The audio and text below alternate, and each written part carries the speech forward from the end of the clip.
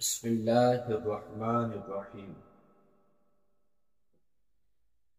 بخاری شریف میں آیت تیمم کی شان نزول جو مذکور ہے وہ اس طرح ہے کہ حضرت بی بی عائشہ صدیقہ رضی اللہ تعالیٰ عنہا کا بیان ہے کہ ہم لوگ حضور صلی اللہ تعالیٰ علیہ وسلم کے ساتھ ایک سفر میں تھے۔ جب ہم لوگ مقام بیدا یا مقام ذات الجیش میں پہنچے تو میرا ہار ٹوٹ کر کہیں گر گیا۔ حضور صلی اللہ تعالیٰ علیہ وسلم اور کچھ لوگ اس ہار کی تلاش میں وہاں ٹھہر گئے اور وہاں پانی نہیں تھا، تو کچھ لوگوں نے حضرت ابو بکر صدیق رضی اللہ تعالیٰ عنہ کے پاس آ کر شکایت کی کہ کیا آپ دیکھتے نہیں کہ حضرت عائشہ نے کیا کیا؟ حضور صلی اللہ علیہ وسلم اور صحابہ کو یہاں ٹھہرا لیا ہے، حالانکہ یہاں پانی موجود نہیں ہے۔ یہ سن کر حضرت ابو بکر صدیق رضی اللہ تعالیٰ عنہ میرے پاس اور جو کچھ خدا نے چاہا انہوں نے مجھ کو سخت کلمات یعنی سختی کے ساتھ کہا، اور پھر غصے میں اپنے ہاتھ سے میری کوکھ میں کونچا مارنے لگے۔ باپ ہے، بیٹی ہے۔ اس وقت رسول کریم صلی اللہ تعالیٰ علیہ وسلم میری ران پر اپنا سر مبارک رکھ کر آرام فرما، یعنی ان کی گود میں حضور صلی اللہ تعالیٰ علیہ وسلم آرام فرما رہے تھے سر رکھ کے۔ اس وجہ سے مار کھانے کے باوجود میں ہل نہیں سکتی تھی۔ جب حضرت عائشہ صدیقہ رضی اللہ تعالیٰ عنہا کی کوکھ میں کونچا مارنے لگے حضرت ابوبکر صدیق، تو حضور صلی اللہ تعالیٰ علیہ وسلم کے آرام میں خلل واقع نہ ہو، اس ادب کی بنیاد پر وہ مار کھانے کے باوجود ہل نہیں سکتے۔ سوچئے کتنا ادب۔ صبح کو جب رسول کریم صلی اللہ تعالیٰ علیہ وسلم بیدار ہوئے تو وہاں کہیں پانی موجود ہی نہیں تھا۔ حضور صلی اللہ تعالیٰ علیہ وسلم پر تیمم کی آیت نازل ہوئی، چنانچہ حضور صلی اللہ تعالیٰ علیہ وسلم اور تمام اصحاب نے تیمم کیا اور نماز فجر ادا کی۔ اس موقع پر حضرت اسید بن حضیر رضی اللہ تعالیٰ عنہ نے خوش ہو کر کہا کہ اے ابو بکر کی آل، یہ تمہاری پہلی ہی برکت نہیں؟ پھر ہم لوگوں نے اونٹ کو اٹھایا تو اس کے نیچے ہم نے ہاتھ کو پڑا۔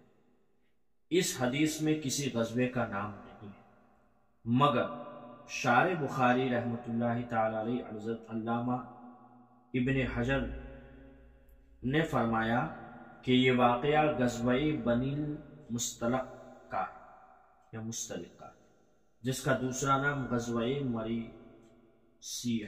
مرسی بھی ہے، جس میں قصہ افق کا واقعہ ہوا۔ اس غزوے میں حضور صلی اللہ تعالی وسلم 28 دن مدینے سے باہر رہے۔ 5 ہجری کی تمام لڑائیوں میں یہ جنگ یعنی جنگ خندق، یہ جنگ سب سے زیادہ مشہور اور فیصلہ کن جنگ۔ اب آپ کے سامنے جنگ خندق کے بارے میں، چونکہ دشمنوں سے حفاظت کے لیے شہر مدینہ کے گرد خندق کھودی گئی تھی، اس لیے یہ لڑائی جنگ خندق کہلاتی ہے۔ اور چونکہ تمام کفار عرب نے متحد ہو کر اسلام کے خلاف یہ جنگ کی تھی، اس لیے اس لڑائی کا دوسرا نام جنگ احزاب یعنی تمام جماعتوں کی متحدہ جنگ۔ قرآن مجید میں اسی لڑائی کا تذکرہ اسی نام کے ساتھ آیا۔ گزشتہ پارٹوں میں جو گزرے ہیں پارٹ، ہم ذکر کر چکے ہیں کہ قبیلہ بنو نذیر کے یہودی جب مدینے سے نکال دیے گئے تو ان میں سے یہودیوں کے چند رؤسا خیبر میں جا کر آباد ہوئے، اور خیبر کے یہودیوں نے ان لوگوں کا اتنا اعزاز و اکرام کیا، یعنی اتنی عزت دی ان کو، کہ سلام بن حقیق، وحیہ بن اخطب، کنانہ بن ربی کو اپنا سردار مان لیا۔ یہ لوگ چونکہ مسلمانوں کے خلاف غیظ و غضب میں بھرے ہوئے تھے اور انتقام کی آگ ان کے سینوں میں دہک رہے تھے، اس لیے ان لوگوں نے مدینے پر ایک زبردست حملے کی اسکیم بنائی۔ چنانچہ یہ تینوں اس مقصد کے پیش نظر مکہ گئے اور کفار قریش سے مل کر یہ کہا کہ اگر تم لوگ ہمارا ساتھ دو تو ہم لوگ مسلمانوں کو صفحہ ہستی سے نیست و نابود کر سکتے۔ کفار قریش تو اس کے بھوکے ہی تھے، فوراً ہی ان لوگوں نے یہودیوں کی ہاں میں ہاں ملا دی۔ کفار قریش سے ساز باز کر لینے کے بعد ان تینوں یہودیوں نے قبیلہ بنو غطفان کا رخ کیا اور خیبر کی آدھی آمدنی دینے کا لالچ دے کر ان لوگوں کو بھی مسلمانوں کے خلاف جنگ کرنے کے لیے آمادہ کر دیا۔ پھر بنو غطفان نے اپنے حلیف بنو اسد کو بھی جنگ کے لیے تیار کیا۔ ادھر یہودیوں نے اپنے حلیف قبیلہ بنو سعد کو بھی اپنا ہم نوا بنا لیا اور کفار قریش نے اپنی رشتہ داریوں کی بنا پر قبیلہ بنو سلیم کو بھی اپنے ساتھ لیا۔ غرض اس طرح تمام قبائل عرب کے کفار نے مل جل کر ایک لشکر جرار تیار کر جس کی تعداد 10,000 تھی، اور ابو سفیان اس پورے لشکر کا سپہ سالار بن گیا۔ جب قبائل عرب کے تمام کافروں کے اس گٹھ جوڑ اور خوفناک حملے کی خبریں مدینے پہنچی تو حضور اقدس صلی اللہ تعالی علیہ وسلم نے اپنے اصحاب کو جمع فرما کر مشورہ فرمایا کہ اس حملے کا مقابلہ کس طرح کیا جائے۔ حضرت سلمان فارسی رضی اللہ تعالیٰ عنہ نے یہ رائے دی کہ جنگ احد کی طرح شہر سے باہر نکل کر اتنی بڑی فوج کے حملے کو میدانی لڑائی میں روکنا مصلحت کے خلاف، لہذا مناسب یہ ہے کہ شہر کے اندر رہ کر اس حملے کا دفاع کیا جائے اور شہر کے گرد جس طرف سے کفار کی چڑھائی کا خطرہ ہے ایک خندق کھود لی جائے تاکہ کفار کی پوری فوج بیک وقت حملہ آور نہ ہو سکے۔ مدینے کے تین طرف چونکہ مکانات کی تنگ گلیاں اور کھجوروں کے جھنڈ تھے، اس لیے ان تینوں جانب سے حملے کا امکان نہیں تھا۔ مدینے کا صرف ایک رخ کھلا ہوا تھا، اس لیے یہ طے کیا گیا کہ اسی طرف 5 گز گہری خندق کھودی جائے۔ چنانچہ 8 ذوالقعدہ ہجری 5 کو حضور صلی اللہ تعالی وسلم 3000 صحابہ کرام کو ساتھ لے کر خندق کھودنے میں مصروف ہو گئے۔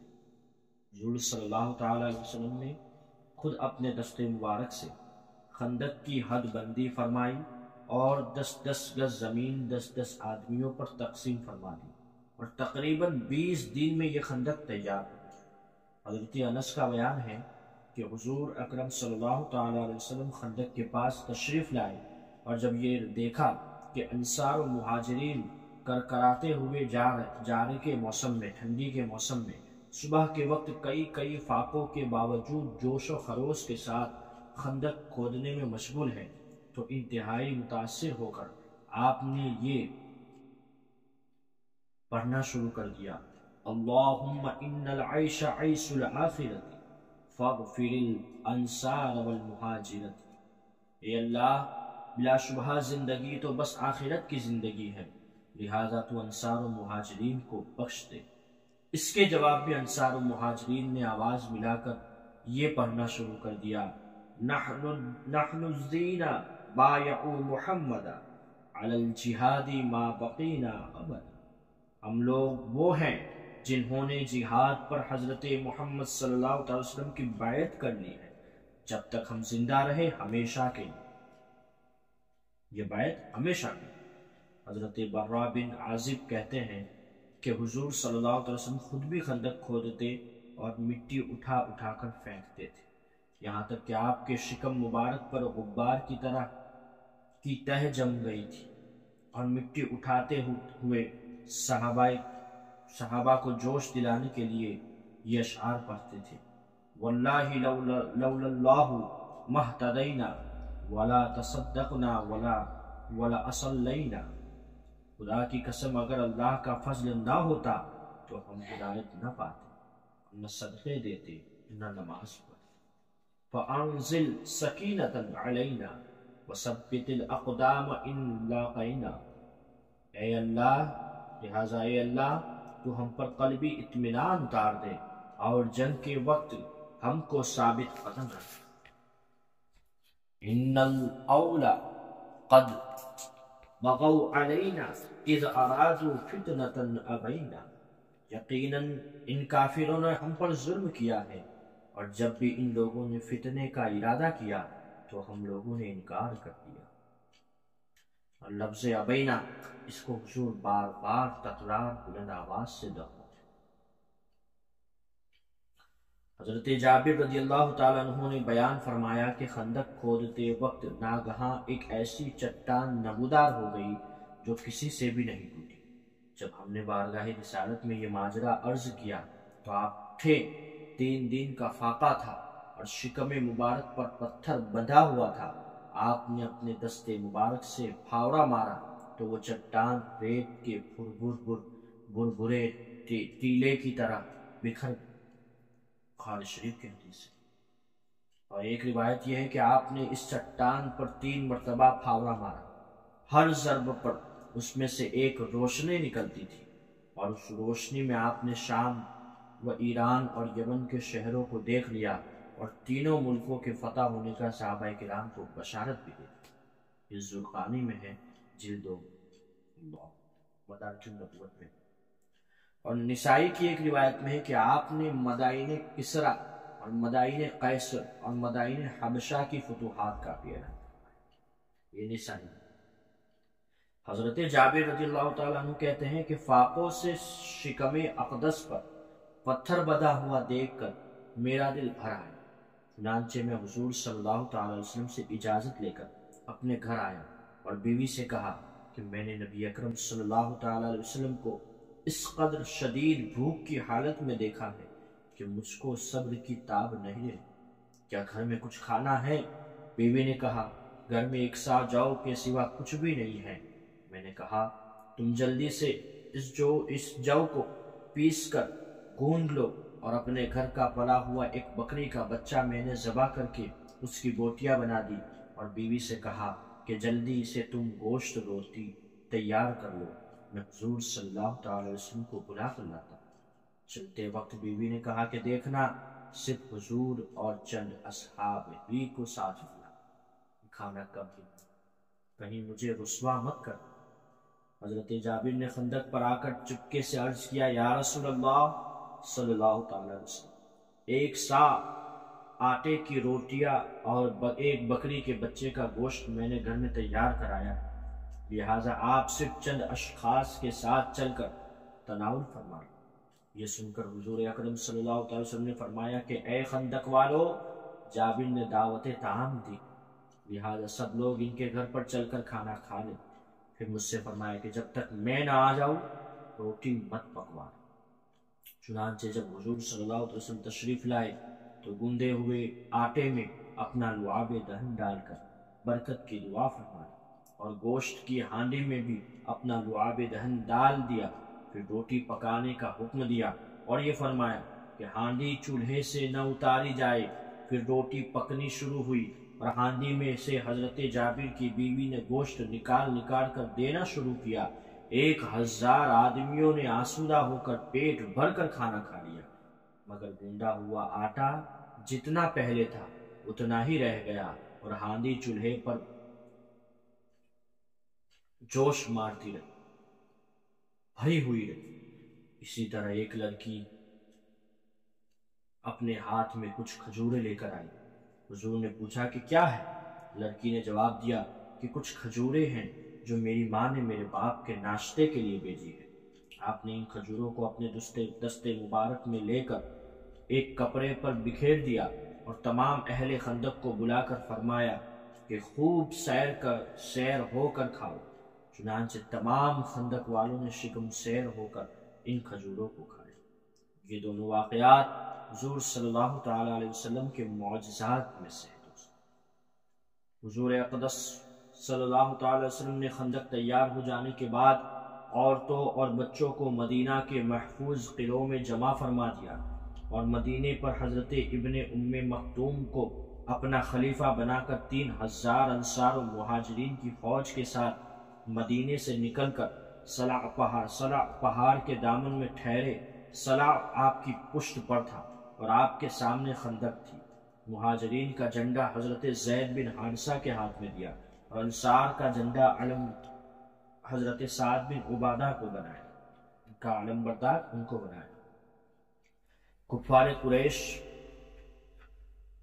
ان کے اتحادیوں نے 10,000 کے لشکر کے ساتھ مسلمانوں پر حملہ بول دیا اور تین طرف سے کافروں کا لشکر اس زور و شور کے ساتھ مدینے پر امڑ پڑا کہ شہر کی فضاؤں میں گرد و غبار کا طوفان اٹھ گیا۔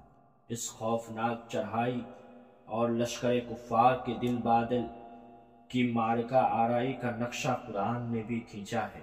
قرآن کی زبان نے اس کو سینچا ہے۔ کیا کہتا ہے قرآن؟ اذ جاؤکم من فوقکم ومن اسفل منکم واذ زاغت الابصار وبلغت القلوب الحناجر وتظنون بالله الظنون هنالك ابتلي المؤمنون وزلزلوا زلزالا شدیدا۔ سورہ احزاب کی 11ویں آیت۔ جب کافر تم پر آ گئے تمہارے اوپر سے اور تمہارے نیچے سے، اور جب کہ اٹک کر رہ گئے نگاہیں اور دل گلوں کے پاس سے آ گئے، یعنی خوف آ گیا، اور تم پر اللہ امید و یاس سے اس طرح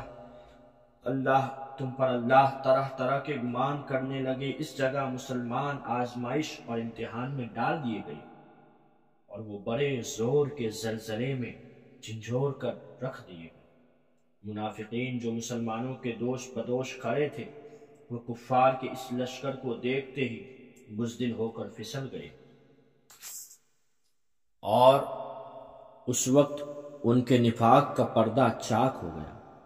چنانچہ ان لوگوں نے اپنے گھر جانے کی اجازت مانگنی شروع کر دی، جیسا کہ قرآن میں اللہ تعالیٰ کا فرمان ہے وَيَسْتَأْذِنُ فَرِيقٌ مِّنْهُمُ النَّبِيَّ يَقُولُونَ إِنَّ بُيُوتَنَا عَوْرَةٌ وَمَا هِيَ بِعَوْرَةٍ إِن يُرِيدُونَ إِلَّا فِرَارًا۔ اور ایک گروہ منافقین میں سے نبی کی اجازت طلب کرتا تھا۔ منافق کہتے تھے کہ ہمارے گھر کھلے پڑے ہیں، حالانکہ وہ کھلے ہوئے نہیں تھے، ان کا مقصد بھاگنے کے سوا کچھ نہیں تھا۔ الا فرار ہونے کے سوا کچھ تھا ہی نہیں۔ لیکن اسلام کے جانثار مہاجرین و انصار نے جب لشکر کفار کی طوفانی یلغار کو دیکھا تو اس طرح سینہ سپر ہو کر ڈٹ گئے کہ صلع اور احد کی پہاڑیاں سر اٹھا کر ان مجاہدین کی اولوالعزمی کو حیرت سے دیکھنے لگے۔ ان جانثاروں کی ایمانی شجاعت کی تصویر صفحات قرآن پر بصورت بیان دیکھیے، سنیے کہ ارشاد ربانی ہے کہ وَلَمَّا رَأَى الْمُؤْمِنُونَ الْأَحْزَابَ قَالُوا هَذَا مَا وَعَدَنَا اللَّهُ وَرَسُولُهُ وَصَدَقَ اللَّهُ وَرَسُولُهُ وَمَا زَادَهُمْ إِلَّا إِيمَانًا وَتَسْلِيمًا۔ اور جب مسلمانوں نے قبائل کفار کے لشکروں کو دیکھا تو بول اٹھے کہ یہ تو وہی منظر ہے جس کا اللہ اور اس کے رسول نے ہم سے وعدہ کیا تھا، اور خدا اور اس کا رسول دونوں سچے ہیں، اور اس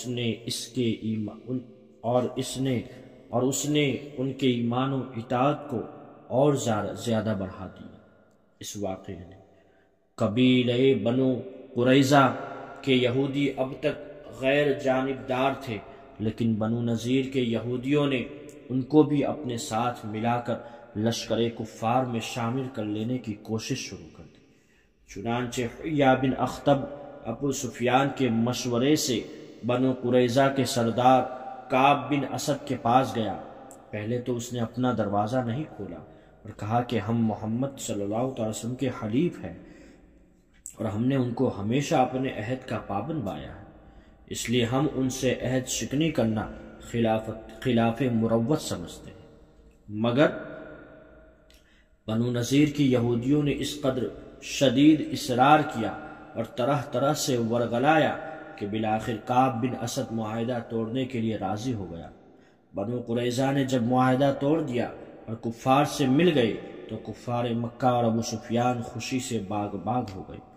حضور اقدس صلی اللہ تعالی علیہ وسلم کو جب اس کی خبر ملی تو آپ نے حضرت سعد بن معاذ اور حضرت سعد بن عبادہ رضی اللہ تعالی عنہما کو تحقیق حال کے لیے بنو قریظہ کے پاس بھیجا۔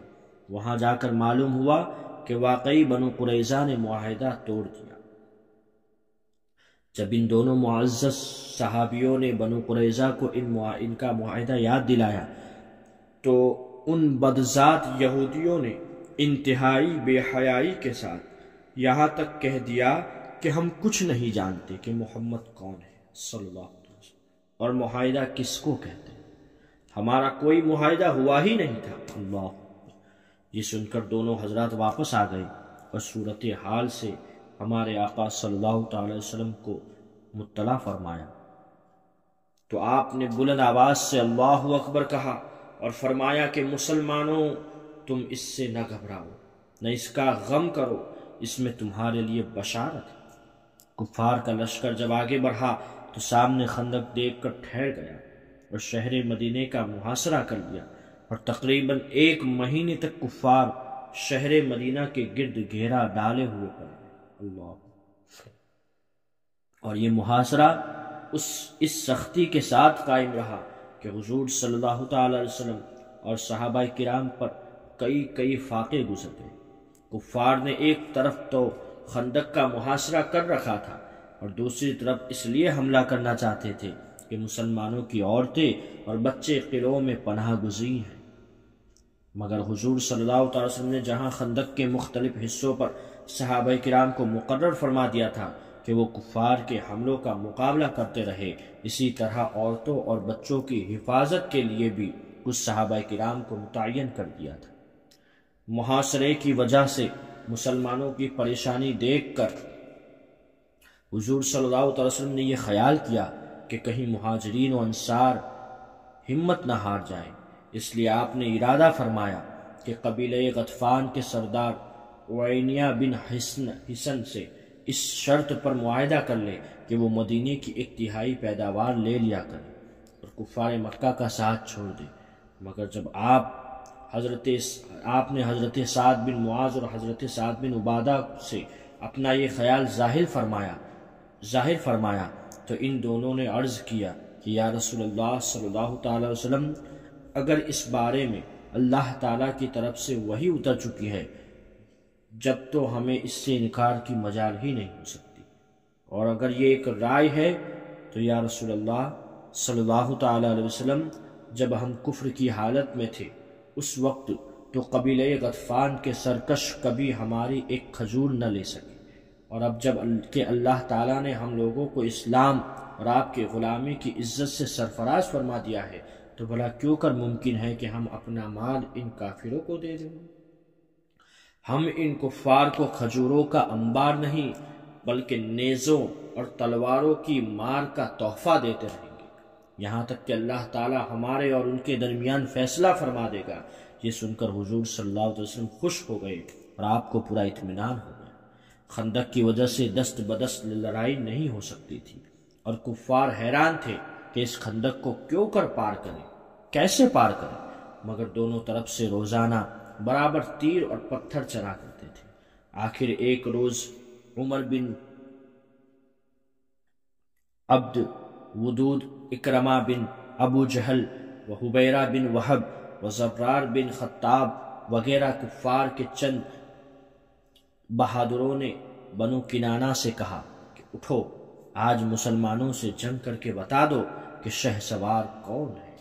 چنانچہ یہ سب خندق کے پاس آ گئے اور ایک ایسی جگہ سے جہاں خندق کی چوڑائی کچھ کم تھی گھوڑا کدا کر خندق کو پار کر لیا۔ سب سے آگے عمرو بن عبد ود تھا۔ یہ اگرچہ 90 برس کا کھرانٹ بڈھا تھا مگر 1000 سواروں کے برابر بہادر مانا جاتا تھا۔ 90 سال سوچیے، جنگ بدر میں بھی زخمی ہو کر بھاگ نکلا تھا۔ اس نے یہ قسم کھا رکھی تھی کہ جب تک مسلمانوں سے بدلہ نہ لے لوں گا بالوں میں تیل نہ ڈالوں گا۔ یہ آگے بڑھا اور چلا چلا کر مقابلے کی دعوت دینے لگا۔ 3 مرتبہ اس نے کہا کہ کون ہے جو میرے مقابلے کو آ؟ تینوں مرتبہ حضرت علی شیر خدا مولا علی نے اٹھ کر جواب دیا کہ میں۔ حضور صلی اللہ علیہ وسلم نے روکا کہ علی یہ عمرو بن عبدود ہے۔ یہ حضرت علی شیر خدا نے عرض کیا کہ جی ہاں میں جانتا ہوں کہ یہ عمرو بن عبدود ہے، لیکن میں اس سے لڑوں گا۔ یہ سن کر تاجدار نبوت نے اپنی خاص تلوار ذوالفقار اپنے دستے مبارک سے حیدر کرار کے مقدس ہاتھوں میں دے دی اور اپنے مبارک ہاتھوں سے ان کے سر انور پر امامہ باندھا اور یہ دعا فرمائی کہ یا اللہ تو علی کی مدد فرما۔ حضرت اسد اللہ غالب علی مولا علی ابن ابی طالب رضی اللہ تعالیٰ عنہ مجاہدانہ شان سے اس کے سامنے کھڑے ہو گئے اور دونوں میں مکالمہ شروع ہوا۔ مولا علی رضی اللہ تعالیٰ عنہ نے فرمایا اے عمرو تو مسلمان ہو جا۔ عمرو بن عبدود نے کہا یہ مجھ سے کبھی ہرگز ہرگز نہیں ہو سکتا۔ مولا علی فرماتے ہیں لڑائی سے واپس چلا جا۔ عمرو نے کہا یہ مجھے منظور نہیں۔ مولا علی کہتے ہیں تو پھر مجھ سے جنگ کر۔ عمرو بن عبدود نے کہا اور وہ بھی ہنستے ہوئے کہا میں کبھی یہ سوچ بھی نہیں سکتا تھا کہ دنیا میں کوئی مجھ کو جنگ کی دعوت دے گا۔ مولا علی فرماتے ہیں لیکن میں تجھ سے لڑنا چاہتا ہوں۔ عمرو نے کہا آخر تمہارا نام کیا ہے؟ مولا علی فرماتے ہیں علی ابن ابی طالب۔ تو عمرو کہتا ہے کہ اے بھتیجے تم ابھی بہت ہی کم عمر ہو، میں تمہارا خون بہانا پسند نہیں کرتا۔ مولا علی فرماتے ہیں لیکن میں تمہارا خون بہانے کو بے حد پسند کرتا۔ عمرو بن عبدود خون کھولا دینے والے یہ گرم گرم جملے سن کر مارے غصے کے آپے سے باہر ہو گیا۔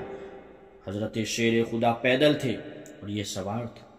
اس پر جو غیرت سوار ہوئی تو گھوڑے سے اتر پڑا اور اپنی تلوار سے گھوڑے کے پاؤں کاٹ ڈالا، اللہ اور ننگی تلوار لے کر آگے بڑھا اور حضرت شیر خدا مولا علی پر تلوار کا بھرپور وار کیا۔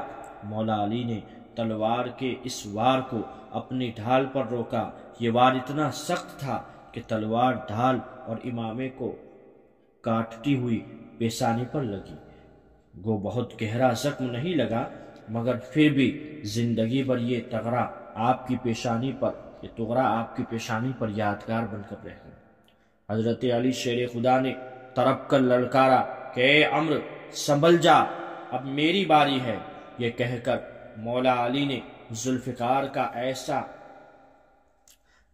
جچا تلا ہاتھ مارا کہ تلوار دشمن کے شانے کو کاٹتی ہوئی کمر سے پار ہو گئی اور وہ تل ملا کر زمین پر گرا اور دم زدن میں مر کر پھر نار ہو گیا اور میدان کارزار زبان حال سے پکار اٹھا کہ شاہ مردہ شیر یزدہ قوت پروردگار لا فتح الا علی لا سیف الا ذوالفقار۔ مولا علی نے اس کو قتل کیا اور منہ پھیر کر چل دیے۔ حضرت عمر نے کہا کہ اے علی آپ نے عمرو بن عبدود کی زرہ کیوں نہیں اتار لی؟ سارے عرب میں اس سے اچھی کوئی زرہ نہیں۔ آپ نے فرمایا کہ اے عمر ذوالفقار کی مار سے وہ اس طرح بے قرار ہو کر زمین پر گرا کہ اس کی شرمگاہ کھل گئی، اس لیے حیا کی وجہ سے میں نے منہ پھیر لیا۔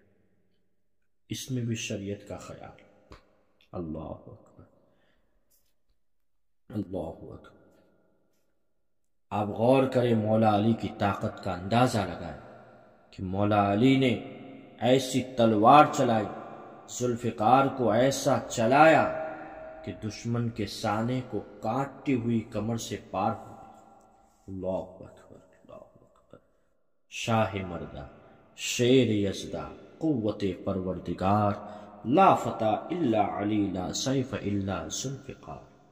انشاءاللہ تبارک و تعالی آگے کا واقعہ آگے سے انشاءاللہ نیکسٹ پارٹ میں بیان کریں گے۔ تب تک کے لیے جزاک اللہ خیر۔ السلام علیکم ورحمۃ اللہ وبرکاتہ۔